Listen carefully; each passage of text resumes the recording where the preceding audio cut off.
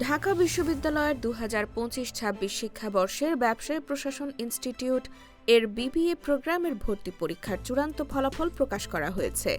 আজ সোমবার ২২ ডিসেম্বর ভর্তি বিষয়ক ওয়েবসাইটে এ তথ্য জানানো হয়েছে। গত ৭ ডিসেম্বর প্রথম পর্যায়ের ফলাফল প্রকাশ করার পর ১৭ ডিসেম্বর কমিউনিকেশন টেস্ট অনুষ্ঠিত হয়। ভর্তি বিষয়ক ওয়েবসাইটে জানানো হয়েছে, আইবিএ ভর্তি পরীক্ষার ফলাফল প্রকাশ করা হয়েছে। শিক্ষার্থীরা ওয়েবসাইটে লগ ইন করে অথবা টেলিটক বাংলা লিংক অথবা গ্রামীণ নাম্বার থেকে DUIBA লিখে ১৬৩২১-এ একটি SMS করে ফিরতি SMS এর ফলাফল জানতে পারবেন।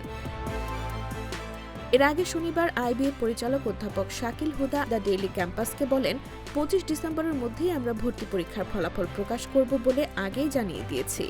আইবিএর বিবিএ প্রোগ্রামের ভর্তি পরীক্ষা অনুষ্ঠিত হয়েছে গত ২৮ নভেম্বর। আইবিএ ইউনিটে ১২০টি আসনের বিপরীতে আবেদন পড়েছে ৯,০৫২টি। আসন প্রতি প্রায় ৭৯.৩৮টি আবেদন পড়েছে। ঢাকা বিশ্ববিদ্যালয়ের ভর্তির জন্য এবার আবেদন পড়ে ২,৭১,৯১০টি। ২০২৪-২৫ শিক্ষাবর্ষে আবেদন পড়েছিল ৩,২৯,০০০। সে হিসেবে প্রায় ৫৭,০০০ আবেদন কম পড়েছে। এবার প্রতি আসনে লড়ছেন ৪৪ ভর্তিচ্ছু।